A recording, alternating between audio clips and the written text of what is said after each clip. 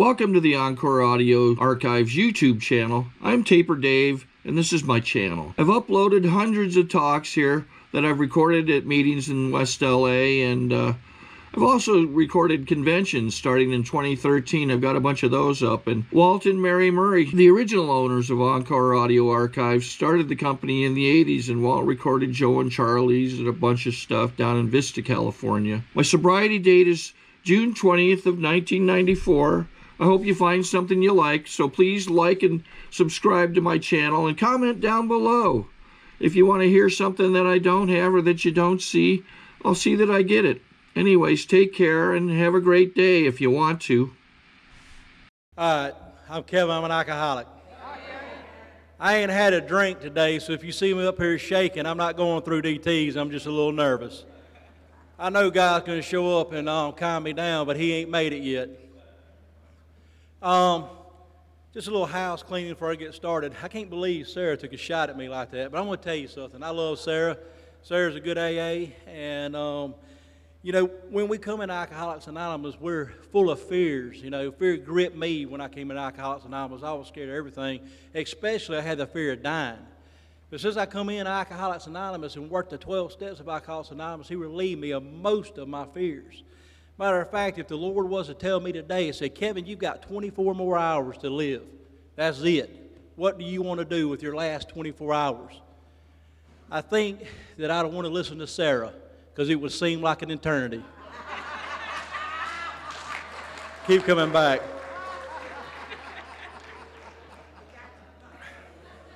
A couple of things I want to clear up before I go into this talk, because sometimes I forget and I leave and the audience is like, damn, he did pretty good for a retarded person. I am not retarded, and that's gonna play. Don't stand up, Eddie. Eddie said, you start lying, I'm going to stand up, tell you to sit down. There's over there standing up. In case I forget, I'm not retarded. And I do not mean to use that word in bad taste and offend anyone. I'm just going to share my story and what happened to me, and I hope that I don't offend anyone. That's certainly not my desire. The first time that, and I always like to talk about this, the first time I was ever asked to speak at a meeting of Alcoholics Anonymous, I was nervous. And I called my sponsor. I said, David, I said, I've been asked to speak at a meeting of Alcoholics Anonymous. He said, well, good. I said, but, you know, I need to tell you something. You know, I've got a lot of drugs in my story. And so when I speak at Alcoholics Anonymous, I'm going to have to talk about my dope. He said, hold, jackass. He said, nobody told you we want to hear anything about your drug history. If I want to hear anything about the drugs you've done, I'll take you to a meeting of Narcotics Anonymous, which I don't. If you can't get behind the podiums of Alcoholics Anonymous and talk about your experience as it relates to alcohol, you stay at home.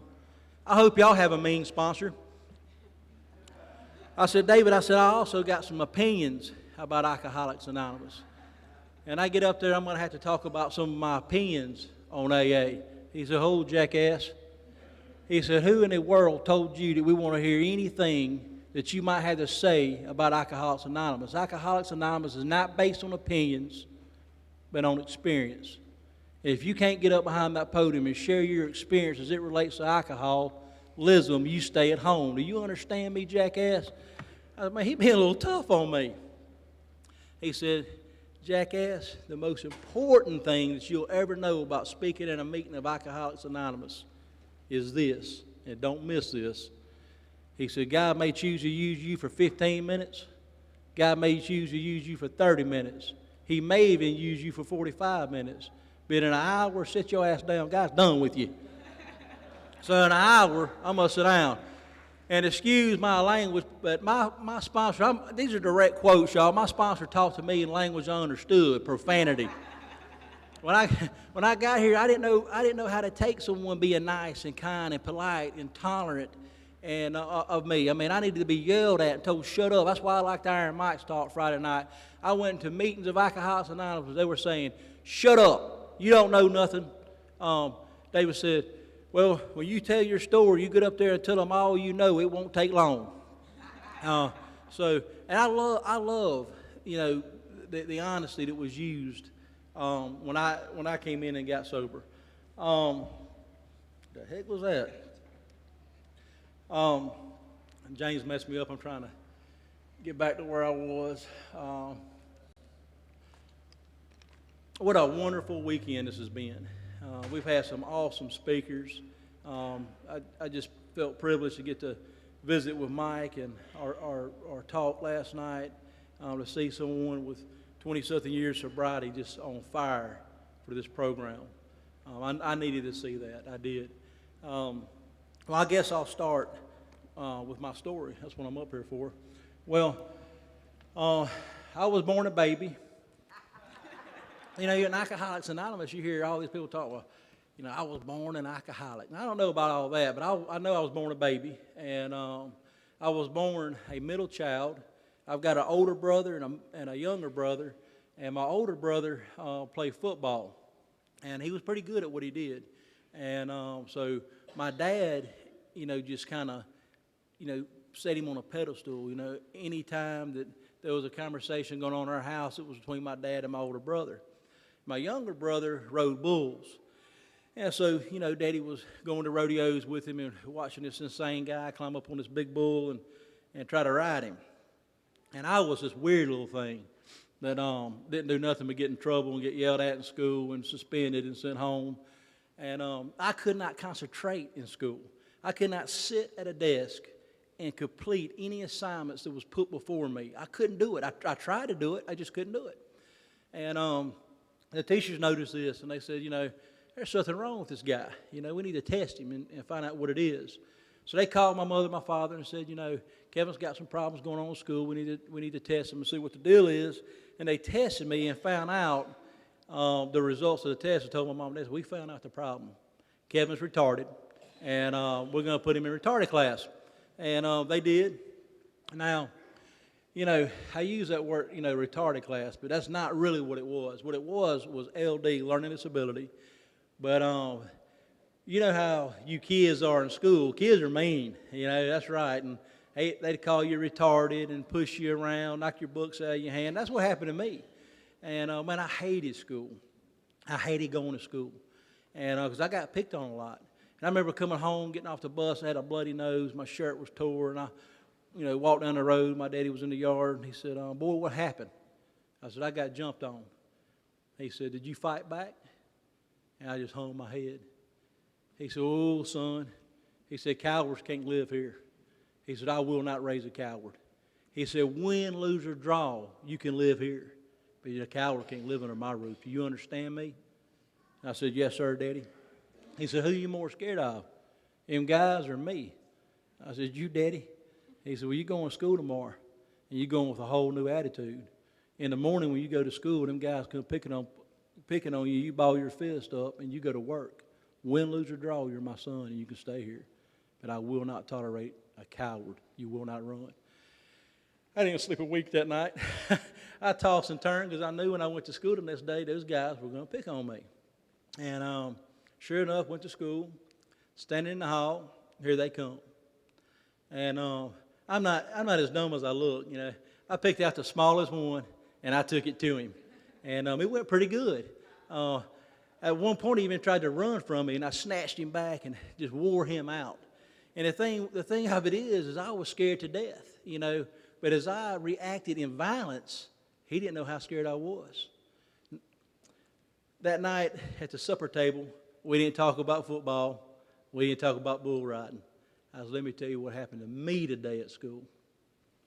And went back to school the next day and jumped on the next guy.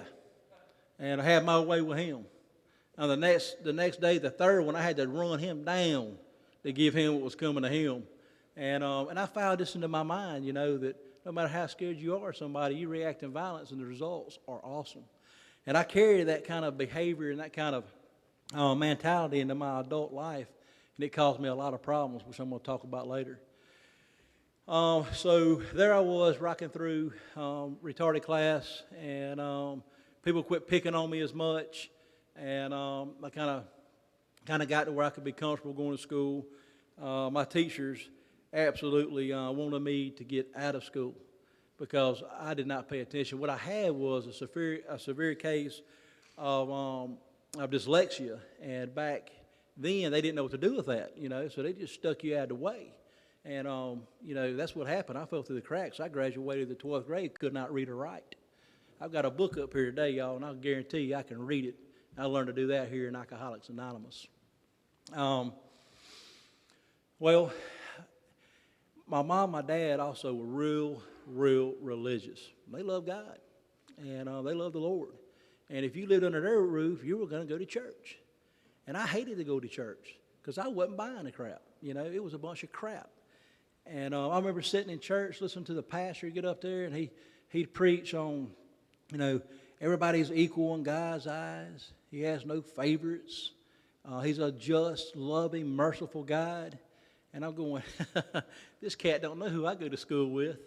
Equal, And I said, this guy don't know what he's talking about. And so I despised going to church because a lot of the guys that would pick on me in school were going to the same church. And I remember announcing God in my mom and my daddy's house. They woke me up and told me it was time to go to church. And I told them, I won't be accompanying you to church. I said, I'm done.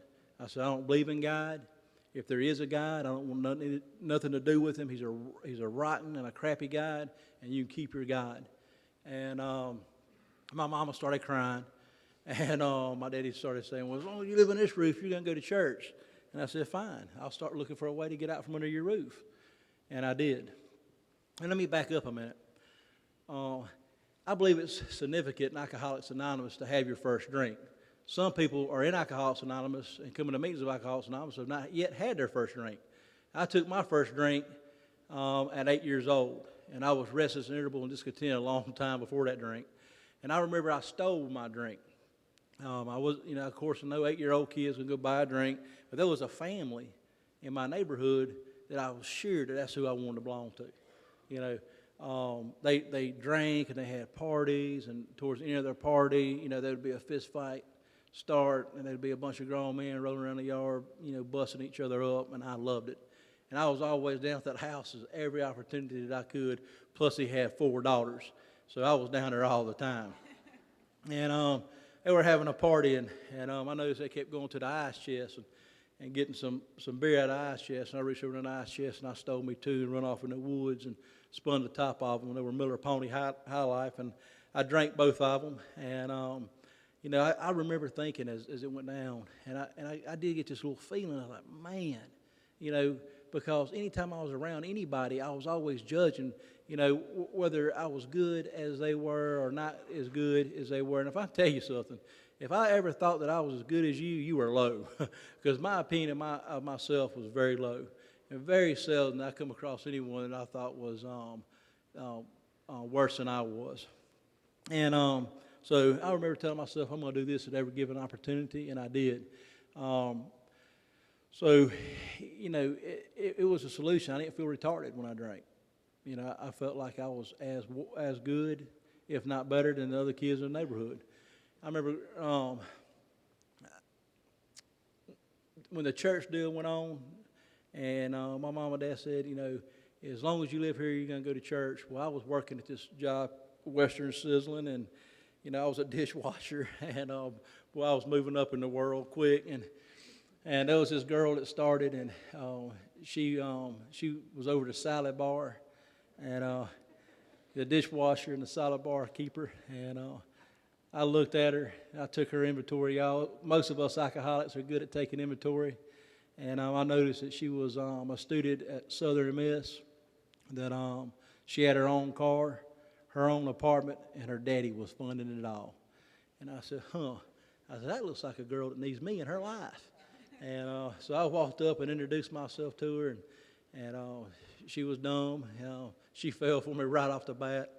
And I said, I think we ought to get married. She said, I think you're right. And I said, well, let's do that. And I said, well, just go tell Mom and Daddy you're pregnant, and tell your mom and dad you're pregnant, and then we'll have to get married. You don't actually have to be pregnant. We just tell them this. And so we went and told everybody that she was pregnant, and a couple of weeks later she told me she was pregnant. I must have been crossing that invisible line Mike talked about. I don't remember none of that. But she got pregnant, we got married, and we moved in, and I did that to get out from my mother and my daddy's home. And I'm going to tell you something about my dad. I hated him. I remember as a child growing up, I hated my father. And this bothered me as a kid because I knew that it wasn't normal to hate your dad. But I did. When I seen him come home from a long day's work and walk to that house, I'd go to my bedroom. And see, I learned from you people in Alcoholics Anonymous why I hated my father. Because my father was a giver and I was a taker. And takers don't understand givers. My dad would leave before the sun come up, and he wouldn't come home till the sun went down, working to provide food, clothes, the things that we needed in life. He was a good provider. Anything that anybody got in our household that was new was us kids or my mama. It was never my daddy. My daddy always put us first, and I never understood that. Also, my daddy bench pressed 550 pounds. He couldn't touch his shoulder because his arm stopped about right there. And I never seen anything hopelessly defeat my father. Any problem, anything that ever came his way was easily solved. If it caused him problems, he just stopped doing it and turned around and did the about face and walked off from it and never returned. And I thought to myself and had this in the back of my mind, if that's what a man looks like, I'm way short. I'm never going to be able to muster up to this guy. And so I quit trying. I just gave up. And so I married this girl. Y'all don't think I was going to get back there, did you? I married this girl that was, she was pregnant, and I was in retarded class, and I had my own apartment, wife, pregnant. You know, man, other retarded people just envied me, you know. They looked up to me, and I invited them all over to the house for drinks, and we'd all come over and drink, slobbering ourselves, and swap retarded jokes and that kind of deal. She got tired of it quick and put me out, and I started meeting some older guys, and you know, I'd leave the house, show up 3 days later, and you know, she'd have all my stuff outside, and I'd beg her, you know, please let me come in. She said, no, it's over, I'm done. And I said, I'll do anything, just let me come back. And she said, well, I tell you what, you come go to church with me on Sunday, and I'll let you back. I was like, God. All right, I'll go to church. And she let me back in. And that was a long week because I just kept thinking about having to go to this church again. I went to church, and I sat there, and I listened to this guy get behind the pulpit. In Alcoholics Anonymous, we call it podium. The religious people call it the pulpit. He got behind the pulpit, and he preached about fornication, adultery, whoremongering. And, I mean, he was putting down all the stuff I held dear in my life, you know, so I wasn't listening to him. And he talked about whoremongering. I said, I don't know what that is, but I want to try it. And so he got done with his talk, and he said, church, I want you to know something. He said, we had a member of our church this week call me for special prayer requests. Seems that her husband's out running the bars, drinking and drugging and whoremongering. There's that word again. And I'm thinking, man, he is tearing somebody up. And about that time, he says, Kevin, I just want you to know we're praying for you. Man, I'll tell you something. I wasn't in touch with my feelings at that time because, you know, instead of identifying that this guy just embarrassed me in front of everybody, I thought this guy just pissed me off and he's fixing to find out about it. So I stood up, I said, excuse me, guy. You pray for yourselves, you bunch of hypocrites. If I want you to pray for me, I'll ask you to pray for me. I'm out of here. And I turned to storm out of that church. He said, may the door hit Satan in the butt. And the door did not hit me in the butt because I'm not Satan. But I did trip over my own feet as I walked through the back door and fell out the back door. And the whole church turned around and said, amen. I got up and I was just, you know, pitiful, incomprehensible demoralization that Mike talked about. Yeah, we alcoholics know that. I got my keys to my 69 Datsun pickup truck. Got in there, slammed the door, would not crank. So I had to sit there in the hot sun and wait till this church lit up and all the people I just told them where they could go and what they could do with their guide and ask, could somebody please jump me off so I can leave? Well, you know, and we laugh about that. I'm going to tell you, the painful part of that story is that my father-in-law was sitting in that church and he was a deacon. And I had two brother-in-laws that were deacons in that church, and they served in that church. And they were respected in that church, and they loved their pastor, and they loved the people in that congregation. And I come in there and I embarrassed them, humiliated them, and didn't think nothing about that. It was years after getting sober in the program Alcoholics Anonymous before I could see the damage that I'd done in other people's life. So I rocked on, swore I'd never go back to another church meeting, and I didn't. But I tell you where I showed up instead of church. She took me back, and I started acting real crazy. She got with Mama and Daddy, and they got with the proper authorities. And I got off of work, and I was walking out to my truck, and there was a cop sitting there, and he shined his light on me. You know how they do. And he said, "You Kevin Stein?" I said, "Well, that depends." He said, "Depends on what?" I said, "Well, am I under arrest?" He said, "Not yet." I said, "Am I in trouble?" He said, "Not yet." I said, "Okay, I'm Kevin." He said, "Kevin, we'd like you to get in this car and come on, answer some questions for us and talk to us." I said, "Man, I ain't getting in the damn car with you going nowhere." About that time, he hit me with his mag light and put a big old knot on my head and knocked me down. And they put the handcuffs on me, picked me up, went to load me up in the back of the car, and I put my feet on, everybody I work with standing out there watching. I just cannot go quietly.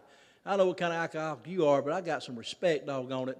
I didn't never go to jail with just one charge. I mean, have some dignity about yourself, okay?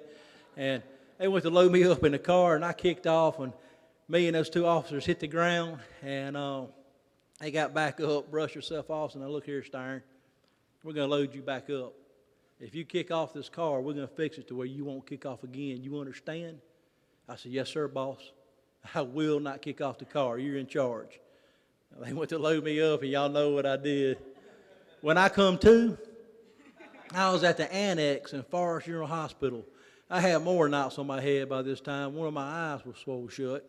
So they had their way with me. And I was sitting there, and there was this little bitty old guy about Floyd's size. And he was sitting there, and he wanted me to take this test on a computer. And I said, "I can't take that test. I'm retarded. I can't read or write." He said, "That's okay, son. This is yes, this is no. And I'm going to read the question. You just hit yes or no." I said, "That sounds simple enough." And it was questions. I know some of you taking it, and I understand if you don't want to be honest and laugh and act like you don't know what I'm talking about. But I know you're out there. I can feel the vibes. And the questions like, something like this, do you feel like people are watching you? Yes. Do you feel like people are out to get you? Yes. Do you feel like this world owes you a living? Yes. Did your daddy whip you too hard? Yes, yes, yes. So I just went through there marking yes on all of them. When the results came out, they wasn't too good. They said, "Kevin, we got the results of these tests, and you're having some problems. But we think we can help you with these problems.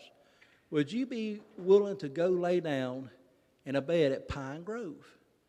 And I said, now, again, I took this guy's inventory like I did that kid at school, and he was small. He was like Floyd's size.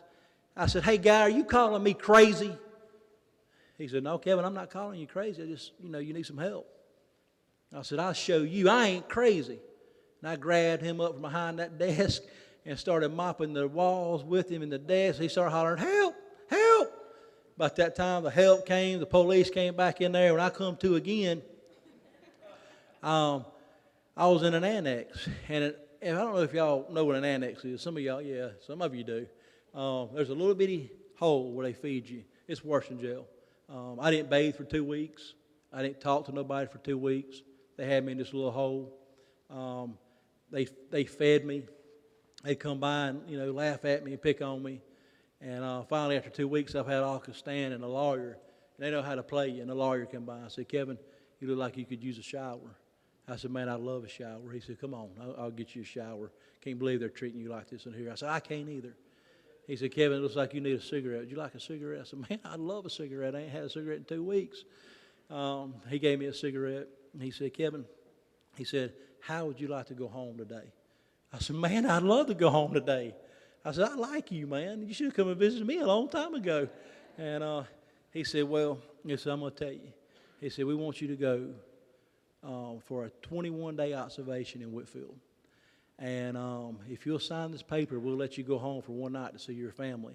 And then tomorrow you got to report to Whitfield." I said, "Oh, man, what happened to Pine Grove?" He said, "Kevin, you're violent. And we don't let violent people go to Pine Grove. We've dealt with your type before. And this is a deal. Whitfield, or we will commit you." And I didn't, hell, I couldn't read. I just signed, So I signed the papers and went home. The next day I went to Whitfield. And I was, I'm looking at all the other nuts, smiling. I'm only here for 21 days, and don't you forget it. You're here for the rest of your life because you're crazy. I am different than you. I am not crazy.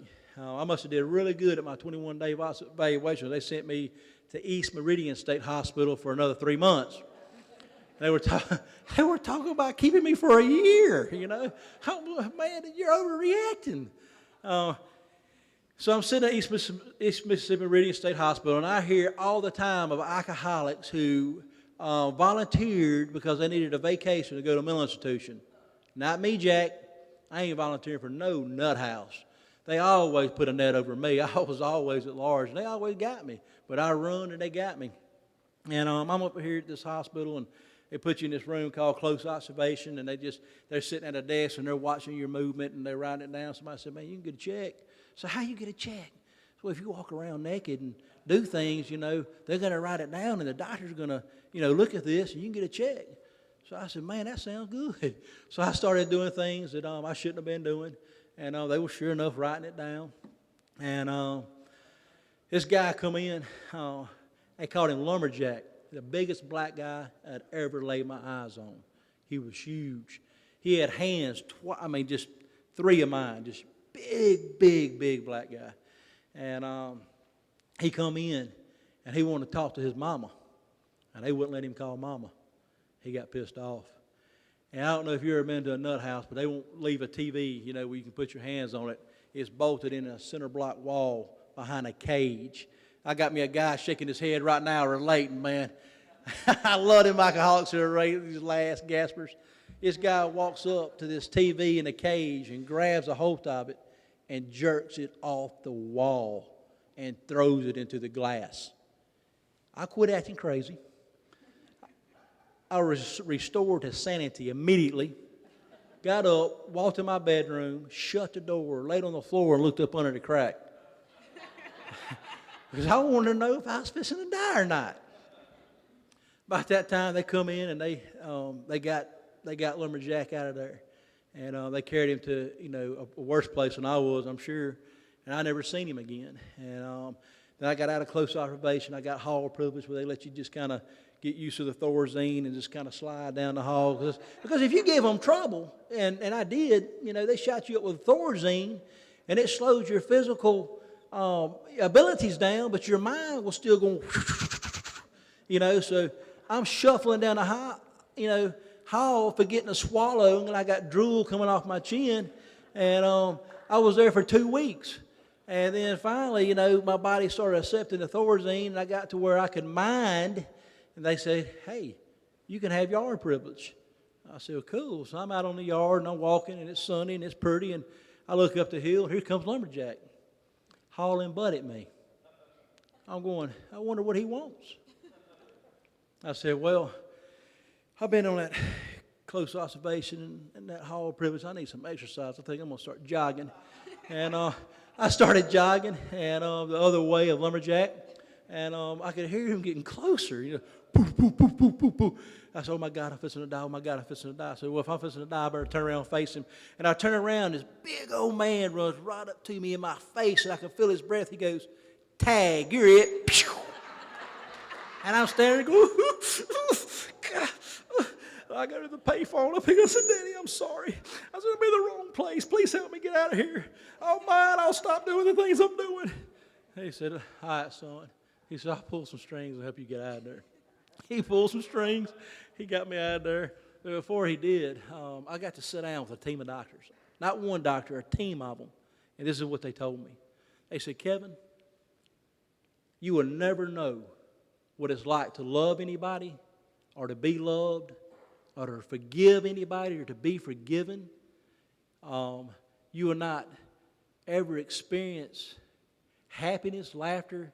You won't know any of these things because you're bipolar and paranoid schizophrenic. And if you continue the way you're going, you're going to wind up killing somebody or killing yourself or spending the rest of your life in the penitentiary, or you're going to wind up in places like this in and out the rest of your life. I was 18 years old, y'all. I sat there and I felt like, man, my life was over. He said, or you can take this medication and live a somewhat productive life. And I got to Alcoholics Anonymous, and my sponsor rarely let me talk. And one day I was telling him how the job wasn't going good and how everybody seemed to be picking on me, and they just didn't understand me. And he said, "Oh, jackass." He said, "Didn't you tell me you've been down in that penitentiary?" I said, "Yeah." He said, "Didn't you tell me you've been in and out of mental institutions, in and out of treatment centers?" I said, "Yeah." I said, "But David," I said, "the thing is, I'll never love anybody. I'll never experience what it is to be loved, and I won't forgive nobody, and I won't never get forgiveness. I'm going to be in and out of mental institutions because that's what the doctor said. These people in Alcoholics Anonymous don't know nothing. That's what the doctor told me." He said, "Oh, yeah, jackass. Well, I'll tell you one thing that doctor forgot to figure in." I said, "What's that?" He said, "The power of God in human lives in Alcoholics Anonymous." I said, "Oh, I didn't think about that." He said, "That's right. Selfish, self-centered people like you usually don't. You usually think of just yourselves." And so he let me know that with a guide of my understanding that I could find in this program that my future may not be so dim after all.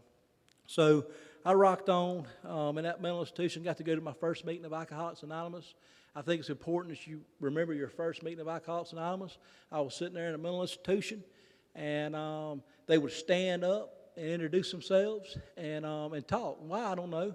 That's the way they were doing it down at the Nut House. And they were not nuts. They come into the institution, and it got to me, and I said, "My name's Kevin, and I'm no damn alcoholic. Next." And the old man sitting beside me said, "You know what? You might not be no alcoholic, Slick. You look too young to be an alcoholic. But if I was you, I'd find out what was wrong with me, because I'm going home and you're not." And, I wonder what he means by that, And an hour later, I saw that guy go get in his car and crank it up and drive off. And they led me upstairs and put me behind a door with no doorknob on my side. And I thought, man, I wonder what's wrong with me. It's time for me to find out what's wrong with me. And so I got out of that institution. I went home, and nothing changed. Continued to drink, continued to take that psych medication, and I read the Bible that said, "Do not consume with alcohol," and I knew that they were being selfish. They did not want me to get the entire effect produced by that medication, and I knew that alcohol intensified it. So I knew that if anybody wants this medicine, to really do its job, you need to be drinking. So I started drinking. I started seeing things. I started hearing things, and nobody else did, and I acted on them. Okay. I was in my underwear, 3 o'clock in the morning. My hood popped. I'm not a mechanic. I don't know anything about mechanics. I was in a new truck, and the guy with me said, "Your engine's knocking." And so I thought that I need to get out and check it out. I'm out looking at it. The police pull up and says, "Hey, Mr. Stern, what's going on?" They knew me by name. I said, "Man, that guy says he hears something going on with my motor, but I don't hear nothing. You hear anything?" And he walks off, and he shines his light in the car. He says, "Yeah, I think I hear that." He said, "Let me call and get you some help." He calls on his microphone and says, "Pedal, I need a car." About that time, I look up. Here comes 2 more cop cars. I know what's going on by then. I take out. They tackle me in my underwear. Underwear comes down to my knees. You know how it is. Got rocks all and gravel all in me. They arrest me, put me in a car, and back to the mental institution I go. And I've been in and out of these mental institutions just like that, because I cannot follow directions. I cannot do what people ask me to do. I cannot submit to authority. I could not listen to the doctor and do what he said do. I got out of that mental institution, and I went to prison for selling non-habit form of marijuana. Later got out of prison. I went back to prison because I could not follow directions for grand larceny, aggravated assault with deadly intentions. Got indicted for the aggravated assault with deadly intentions. I was a very violent person. I could not keep my hands to myself. I got to Alcoholics Anonymous. I didn't have no teeth because I stood up when I should have shut up, and I was not as tough as I thought I was, but don't you worry. You come in Alcoholics Anonymous and you work the steps and you get spiritual, your teeth will grow back. And I like to bring hope to the newcomer. I know there's a newcomer sitting out there right now that ain't got no teeth. And I want to tell you, you know, the solution is get in the big book, grow spiritually, your teeth will grow back. If your teeth don't grow back, then something's wrong with your program. You can call me and talk to me about it. I'd love to. So I come in Alcoholics Anonymous. I'm pretty badly beat up. I have no teeth. I'm weighing about 165 pounds. I have not bathed in 2 weeks. I haven't ate. I haven't washed clothes in like months. I just go through the cleanest, dirty clothes I got and put them on. And I'm reeking. I'm smelling. I smell bad. And I thought I was going to die that way. And I went in and asked for some help. Went back to my parole officer and said, man, I need some help. I said, I'm fixing to die. I said, I want you to lock me back up. I'd rather you send me back to the penitentiary. Because if I go to the penitentiary, at least I can stay alive. At least I know where I stand. I can survive. He said, what's going on? And I told him a little bit about what was going on with me. He said, Kevin, do you think you need some help? I said, some help? I said, what kind of help? He said, I'm talking about sending you to treatment and then going to Alcoholics Anonymous. I said, man, I've tried Alcoholics Anonymous. That crap don't work. He said, Kevin, you missed something apparently. Let's try it again. And I said, well, I'll try it again. And so I went to a treatment center. And let me back up, that baby that was born, I got to, I was in there when he was delivered. And, I just got out of the nut house, and she'd been through so much abuse, and she still wanted me in there when my son was born. My son was born, and the doctor handed me my little boy, and I remember holding him and looking at him, and, and I used before I could get honest, and I would say, I felt head over heels in love, so I'm going to be the best daddy ever. I'm going to take care of you. I'm going to teach you, how to survive. But deep down in me, I looked at him and said, man, I feel sorry for you because I'm a mess. And there's no way that I'm ever going to be able to be a daddy. And there's no way I'm ever going to be able to teach you anything. And I'm holding this little baby in my arm, in my hands, and I fell in love with this little baby, looking him in the eyes. And I have all this sorrow for him because I know how big of a mess my life is and how I'm not able to be a father. And I tried anyway. And I celebrated his birth by having a drink. And y'all know how that drink is. And then, she continued to talk to me about God and the Lord and church. So I left her and got me a girl that wasn't talking about the Lord and wasn't talking about God. And she was talking about partying and doing the things that I like to do. And we hooked up. My wife divorced me. I remarried. And I remember the first date I went out with her, we were drinking and eating some little pellets, and she said, you better pull over, I'm getting sick. And I pulled over, she opened the door, and said, blah, blah. She come back up and washed her mouth and said, give me another beer. And I said, whoo, I love her, it's what I'm looking for, somebody to be miserable with. And so she fell right on head over heels with me. We married. She got pregnant. She committed me several times to a mental institution again. I just didn't go to a mental institution one time. I had to keep going back, People got tired of me. And, if you behave like you're retarded and you act retarded, and society's going to treat you like you're retarded. They're going to put you up. And they put me up. And eventually, I got her in a bunch of trouble, and we wound up both getting on a charge. And she went to the penitentiary, and I went to the penitentiary. And I got out of the penitentiary, and I remember the last time I got out of the penitentiary, I was talking to my son, and he was 8 years old, and then I had one that was 4 years old, and we were walking out my mom and daddy's front yard. My mom and daddy said that I could come to their house provided I don't take a drink, and I don't do anything else, and I swore off. I did not want to live that way of life, but I was still crazy, and I went to my little brother's house, and he offered me a Budweiser. And I thought, man, this is not a good idea. But I spun the top off of it anyway. And I had 3, did not get drunk. I had 3 Budweisers, went home, got in the bed, and tossed and turned and did not go to sleep. I knew nothing about the phenomenon of craving. I went home, I tossed and I turned. I sweated in that bed. The sheets were soaking wet. And I got up the next day and I went and finished the job. And all I had to do to have a roof over my head is stay sober. But when I went out and drank again, I became homeless again. The last time I got locked up, the paper, said place of address, homeless. And when I came to you people, I was homeless again. Not homeless because I was living at my mom and my daddy's house without a job. I was homeless with no roof over my head, that kind of homeless. And I needed to be there. I needed to experience what it was like to be homeless, to have nothing, to have all my teeth knocked out, to weigh 165 pounds, to go without bathing, to feel desperate and hopeless. I needed to experience these things before I could let somebody else help me, before I could reach my arm out and say, I need help. I had to hit the bottom. I had to be out of the answers. I had to have no answers whatsoever before I could get to that point. Because I've tried your program. I've come into Alcoholics Anonymous just barely scraping by and judging you people, looking at all the differences, why I don't need this program and why this program was working for you. And I kept going back out that door and going back out that door. When I came back in the door in 1999, I was beat down to a place where I could be just like you and take the same solution you had. I didn't have to be different anymore. And I was out there in my mom and my daddy's yard with that little boy, and I said, Drew, I'm going to tell you something. I said, I love you. I said, I'm going to be a good daddy from now on. And I'm going to do right by. He stopped me in mid-sentence. He said, he said, I got a daddy, and it ain't you. He said, I don't want you to be my daddy.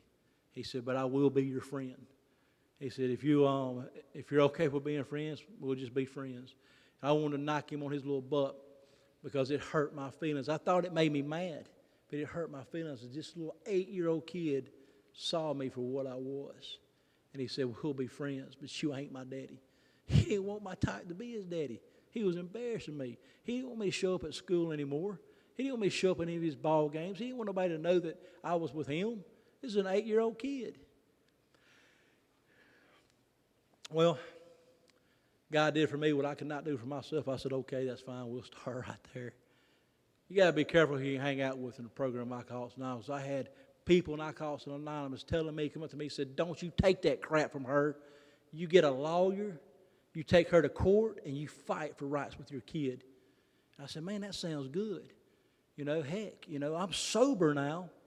I'm in the program Alcoholics Anonymous. I'm going to fight for the rights of my son. So I went and told my sponsor. He said, oh, jackass. He said, didn't you tell me that you used to shoot dope? I said, yeah. You drank. You went in and out of the penitentiary. You went in and out of mental institutions. You went in and out of drug and alcohol rehabilitation centers. I said, man, what's this got to do with anything? He said, you gave up to be the right to be a father when you started doing that crap, Kevin. Anything that you get in sobriety is an unwarranted gift of God. You don't deserve it. You just do what you say you're going to do. You be a man of your word, and that is spirituality. And so every time I told my son that I was going to pick him up on my weekend to go to my mama's house because I couldn't be alone with him, that's what I did. When I told my son I was going to show up at his ball game, that's what I did. I started being a man of my word because I was not a man of my word. That same kid sat back there with me last night with his wife, and they're proud to be around me. They're proud to hang out with me because I didn't listen to this moron in Alcoholics Anonymous to go get a lawyer and fight my way through life. That I ceased fighting anything or anybody, and I started dealing with God and letting God put the relationships that needed to be restored back in my life. He was sitting back there with me last night. He calls me weekly, sometimes daily, to ask me what I think of things, what I think of things. I got a son that I went to his graduation yesterday. Just graduated from high school. He's 19 and just graduated from high school. We're cut from the same cloth, I can assure you. I pray for this guy, man. I pray for this guy. I love him, but I know he's in for a rough time.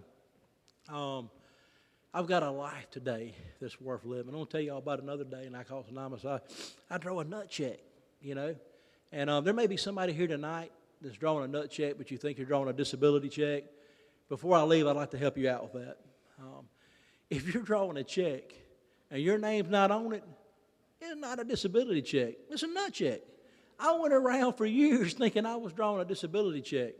But the check came to my daddy because the state of Mississippi deemed me incompetent to handle money.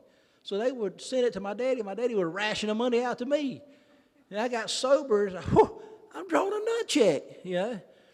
Well, as I worked the steps of Alcoholics Anonymous, I got in these steps, and I told David, I said, man, I don't believe in God. I said, you know, I believe that if there is a God, he's a rotten God and a crappy God. I don't want anything to do with God. He said, Kevin, that's how you understand God, jackass. He don't care. All you got to do is say please in the morning and thank you at night. You get on your knees and you ask him to help you not take a drink in the morning.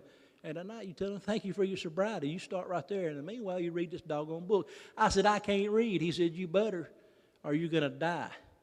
He said, son, I've been around you. You ain't stupid and you ain't retarded. That's a cop-out. You sorry and you're lazy and you always want people to do it for you. He said, I'm telling you, you get you a book and you start reading that book. I got me a big book of Alcoholics Anonymous, and Danielle sat over there on that end of the couch, and I sat on this end of the couch for her safety. And I start reading the book of Alcoholics Anonymous. Every time I miss a word, she would correct me. And I want to take that book and shove it down her throat.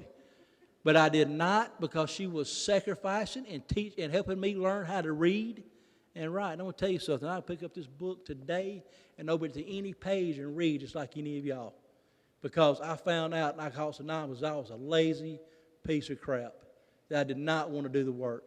And when people started investing in me and telling me you're lazy, you're not stupid, you can do this, then I started getting results. Got this check. State of Mississippi says, Kevin, we want to reevaluate you. I said, okay, what's that mean? They said, we want you to come take a test. And so I went and took this test, and some of y'all might have took this test, you know, matching shapes, you know, can you put a square where a square goes and a triangle where a triangle goes? And I said, ooh, you know, I don't remember this test, you know, this test is easy, you know. I took the test, and, you know, they showed me a couple numbers and tell me, you know, what are you looking at? And I said, man, you must be retarded, you know.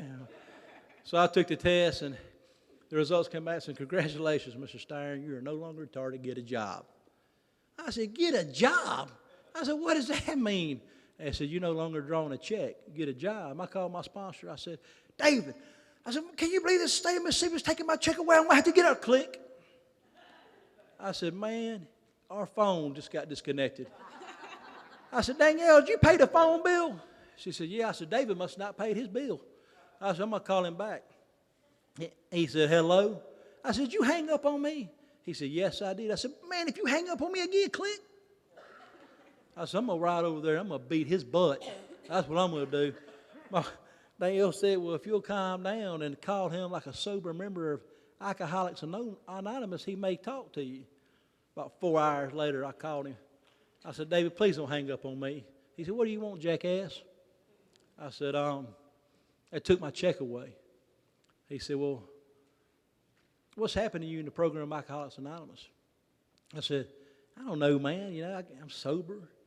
You know, I've got a job. I've got a wife. And he said, no, what else has happened, Kevin? He said, you know, think about this. What's happened to you? I said, well, you know, I got a God of my understanding. He said, that's right. That's good stuff. And he said, what else has happened to you? I said, man, do you not hear me? They took my check away. What has any of this got to do with them taking my check away? He said, Kevin, I don't know about you, but the book I read somewhere around step 7, around step 8, you know, it says that we have been restored to sanity. I said, oh, yeah. I remember seeing that in the book. He said, that's right, jackass, saying people don't draw nut checks. Click. Hung up on me. So I got a job today, y'all. There's a few things I want to talk about before I sit down. You know, one of them is I had this guy that I was sponsoring, and he was a friend of mine. And me and Danielle went to East Mississippi Region State Hospital to visit him. He was down there in the nut house. And I got to go down to that nut house and went up to the 4th floor. And when I was, you know, on the way to the nut house, I had no idea what was going to happen to me this day in sobriety. I was just going to visit somebody that was in the nut house. And I went up to that 4th floor where I was strapped down in a straitjacket and thrown in a padded room because I wanted to smoke a cigarette. And they said, you won't smoke a cigarette? And I said, yes, I will. And I jumped on them. and they stripped me down and put me in a straitjacket, threw me in this padded room, and they turned the air all the way on. And they would come by and, look in the window and say, hee, hee, hee, hee. And I would spit and headbutt my own saliva and holler, I'm not crazy, I just want a cigarette. My sponsor said, boy, your action speaks so loud, I can't hear a word you saying. And so I'm down there in this mental institution. And I get off the elevator on the fourth floor, and I see that close-up room behind the glass wall. And I see that hall that I used to shuffle down on Thorazine. And I walked in and I looked in the window of that padded cell. And I couldn't even visit with this guy because I was overwhelmed with it. I had been set free. I did not suffer like I suffered it. I was a free man. And I come down, I got out of that elevator and walked back outside. And there was just an overwhelming gratitude for Alcoholics Anonymous and what had gone on in my life. That I had a job and I was able to be a family man. That I had the respect of my children, respect of my parents. I had a guy that I understood wrongly. I had a guy that was in my pocket as my friend, my best friend. Me and God, we're hip. You hear some of the newcomers today talk about how hip they and God are, That's what I used to talk about, how cool God was. Me and God, cool with each other. And I had this guy want to send me on this spiritual weekend. And I went on the spiritual weekend. And I remember, wanting to beat his eyes shut because there was some weird people. I got some of them do-gooders sitting right out here. So a member of my church that want to come out and be with me and support me today. And these are not alcoholics. These are generally good people who love God. And they do these things because God wants them to. I started doing these things because it was going to save my life. That if I started investing in other people, that I wouldn't have to die drinking. And I went on this deal, and it was kind of weird. They were singing songs and doing, some childish stuff. And I'm thinking, man, I'm too cool to be down here. I hope nobody sees me down here doing this stuff and talking about Jesus. And Saturday night, God got my attention. He had this guy on my walk who was now my pastor. And he was in the room. We was in the same cabin. He invested in me all weekend long. Started talking to me about God and the Lord and what I had done. And I realized that I'd been playing games with God. And that I'd just been half measures, And I fell down on my face and surrendered my life to God. There was 2 surrenders. There's 3 surrenders in my sobriety. I surrendered to the program Alcoholics Anonymous because I did not know how to run my life. And I came into y'all and I surrendered to y'all. At step 7, I had a spiritual awakening of the results of the steps. And I remember, getting on my knees and praying for the first time, offering myself to God, the good and the bad. And I always thought God just wanted the good, that He didn't want the bad. You got to clean up before you go to God, and you got to wear suits, and you got to be purple lip talking. What I thought I saw in church. And it dawned on me that I come to God just like I am, and He cleans me up. That I don't have to take a bath and go to God. I go to Him dirty and rotten and filthy, and He cleans me up. And so I had that surrender, and then I just kind of grew cold, and started having a bunch of opinions about God. And on that night, I surrendered my life again, and acknowledged God as Lord of my life, and said, "I'm going to do. You can have me totally. I am yours totally." I knew not much of nothing about God. I had a real strong misunderstanding of God. This guy encouraged me to get into another book, and I started getting into this other book, and I fell in love with you people in Alcoholics Anonymous. I fell in love with the program Alcoholics Anonymous, and I got in this book, and I fell in love with this guy, and his name is Jesus, and he just bizarred me. The way he talked to people, the way he dealt with people, the way he answered, the compassion, the love, the caring, the forgiveness that this guy carried around. I wanted to be like that. But I knew I couldn't. I knew that there was no way that I could ever be like this guy. And this guy encouraged me and said, yes, you can grow towards being like God. And so every day I try to be more tolerant, more forgiving, more loving. I heard a doctor tell me that I'll never know what it feels like to be loved. Man, I am loved by a Father today, and I know what it feels like for God to love me in spite of myself. Had a doctor tell me that I would never know what it felt like to be forgiven. I have a Father who's forgiven me 100%, and I don't deserve it. It's nothing that I've done. And I've experienced love, and I've experienced forgiveness, and I've experienced kindness. The life that I live today, I wouldn't know how to pray for. I have no right to live the life that I live today. If I got what I deserved, I hope you're not standing around me, you good people, when I got it, because it's going to be bad. It's going to be horrible. Charles always said that the tongue is a poor instrument of the affairs of the heart. And I can get up here and talk the rest of the afternoon about what God has done in my life through the program of Alcoholics Anonymous, and not scratch the surface of what God has done in my life in Alcoholics Anonymous. I told y'all that I learned to read in Alcoholics Anonymous, and so I'm going to prove to y'all that I'm not retarded. I might not read as good as some of you, but here it goes.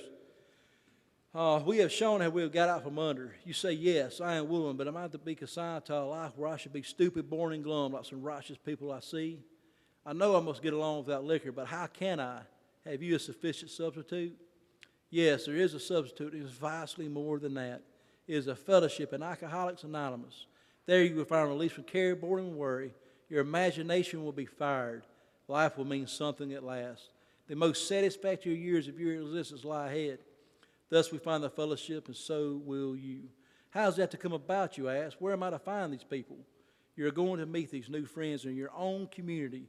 Near you, alcoholics are dying helplessly like people on a sinking ship. If you live in a large place, there are hundreds, high and low, rich and poor. These are future fellows of Alcoholics Anonymous. Among them, you will make lifelong friends. You will be bound to them with new and wonderful ties, for you will escape disaster together, and you will commence shoulder to shoulder your common journey. Then you will know what it means to give of yourself that others may survive and rediscover life. You will learn the full meaning of love thy neighbor as thyself. Bill Wilson wrote in the book of Alcoholics Anonymous about dragging his mattress to the lower floor because he was scared he was going to dash through the window to his death. And then he also wrote in his story how Alcoholics Anonymous has been a solution to all of his problems. In 1955, Bill Wilson turned over this fellowship to us. After he turned over the fellowship, he saluted Alcoholics Anonymous for being the solution to all his problems. So thank y'all for giving me the opportunity to come and share my life story with y'all. And I salute you, Alcoholics Anonymous, for the life I live today. Thank you.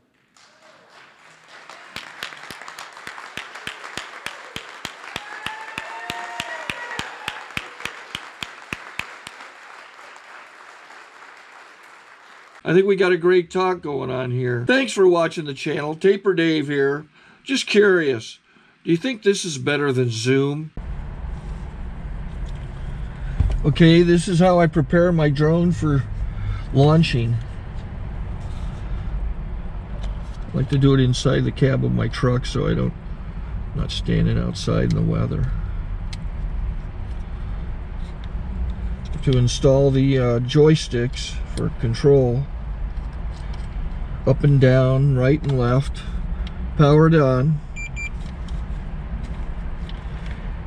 I have an Android phone that I use to connect it to the drone with, and it's actually controlled through the iPhone, through an app. Oops, wrong way. It's actually controlled through the iPhone, or through this Android phone, through the app. It's actually controlled through the Android phone through an app, and you connect it through this short connection right here.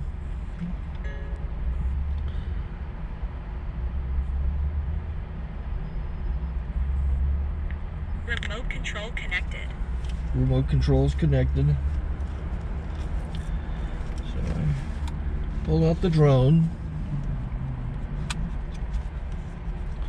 I have to extend the legs long legs extended first, then the short legs. Remove the gimbal protector. Set that aside, then power it on one short burst and one long burst. I lay it down. So I have to go to calibrate. So the drone's not connected yet.